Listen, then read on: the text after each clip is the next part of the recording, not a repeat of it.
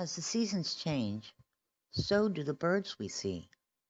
Unluckily for us, this is not a happy summer tale. Our story begins on a cold, dark winter night.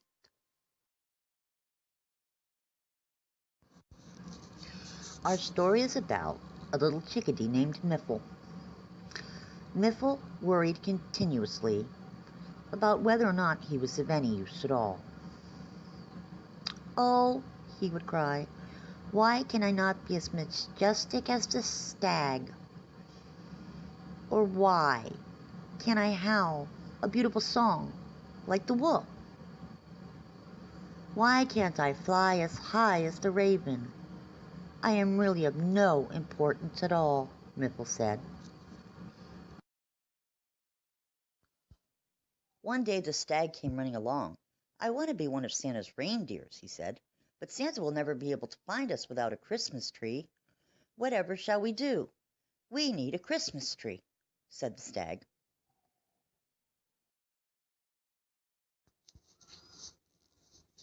An owl that was resting nearby flew up. "We need a Christmas tree. We will have to make one. Who will help us decorate our Christmas tree?" she asked.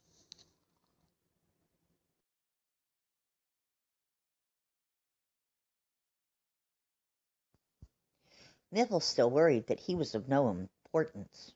"I don't know how to make a Christmas tree," he thought. "I am probably not very important at all. I am so sad." Suddenly a frolicking fox ran up. "I can help," he said. "My color is very fun and feisty.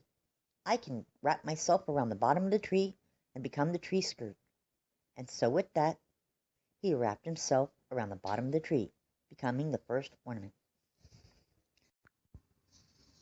A family of cardinals sitting nearby said, "We are very bright and red. We would make pretty ornaments." And so they flew to the tree and became the second set of ornaments. A blue jay, not to be undone, said, "My family and I will bring some bright blue ornamentation to the tree. We will make it very pretty and easy to see." And so he and his family flew onto the tree to become the third set of ornaments. But Miffle was upset. He wasn't bright in any way. Black ornaments wouldn't look right on a tree, he didn't think. And so he said, "I am heartbroken. There is nothing I can do to help. I must be of very little use indeed." The animals became very excited about their Christmas tree. "I will fly high and lead Santa's sleigh back here," said the raven. "I will sing a beautiful Christmas carol," offered the wolf. Miffle was bit to be tied. He didn't think there was anything that he could do at all that was very important. The owl came along and looked skeptically at the tree. "We have no angel for the top," she said. "Who is small enough to hop up there and be our angel?" "I can," Miffle cried. And so Miffle hopped, hopped, hopped, way up to the top and became the very last ornament. Now all they had to do was wait for Santa to come. Soon, "Ho, ho, ho," was heard, and Santa came and saw the tree, and what he said was, "Ho, ho, ho, that's a very creative tree. I most especially like your tree topper. Your angel is perfect." And so Stag was made a reindeer of Santa's, and he was named Vixen, and they all lived, if not happily ever after, at least reasonably so. The end.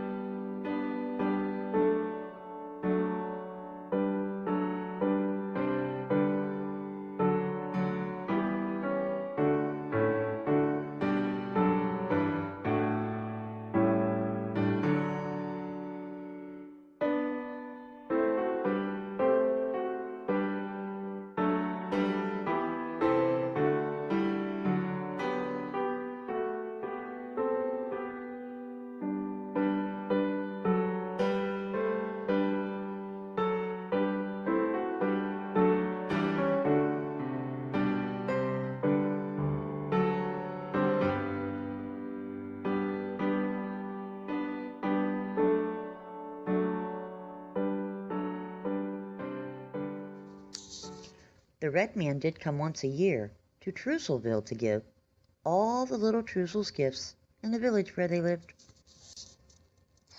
Each Truzal, in their thinking, had differences so vast, and each had chosen a symbol to proudly show their past. A group called Dis chose circles to show their happy pride and represent the heartbeat that glowed on their insides. A few named Daps thought squares were fine and shaped in a nice way, because it showed the joy they had that gave them strength to play. And others picked the triangle. They thought the corners grand, and said it made a point to always lend a hand. And so when the time for Red Man came, each one would place his shape, and for his toys and nommy-noms of feasting they would wait.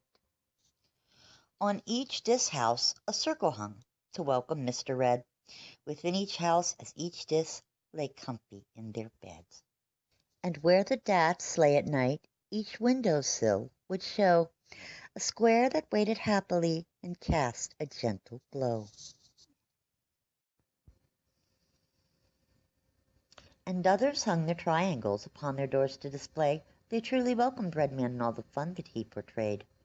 And Redman, being kind and sweet, loved every circle, triangle, and square, for in his heart Dis, Dats, and others were welcoming him there. But one day a Dis got quite upset. There are too many squares, he thought. So to the mayor of Truzalville he went, and fussed an awful lot. Take down these squares, they aren't like mine, their edges aren't round. Redman will not see my circles with all these squares just hanging round. The mayor wanted happiness for all the Dis, and so he did proclaim that squares be taken out of sight before the Red Man came. And Dax, being law-abiding, did as they were asked, but they told the mayor that circles seemed a shape whose time had passed.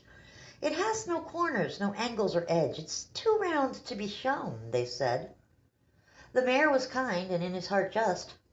Taking circles down became a must. Next day came and next day went. The Dis and Daps walked through the town. Their homes no longer festive, they demanded the triangles come down. And so it was on Red Man Day. Red Man flew from house to house in his Red Man sleigh drawn by a church mouse. But when he flew over Truzalville, he saw no welcome waiting there, no triangles upon the door, neither circles or squares. "They forgot me," Red Man cried. "I'm not welcome any more." He left no toys for the others, with no triangles on the door. In every window that he peeked, he saw not one square, and since Dats did not welcome him, he left no presents there. The circles, too, had disappeared.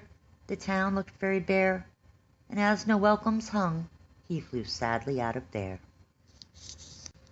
Sad, and with no toys, all the Truzals gathered round, and looked at how unhappy they had made each other now.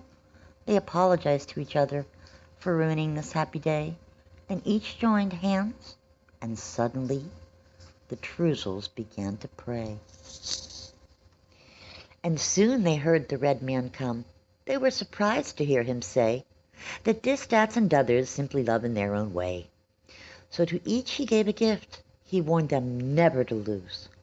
Be it circle, square, or triangle, he gave the right to choose. And to all a good night.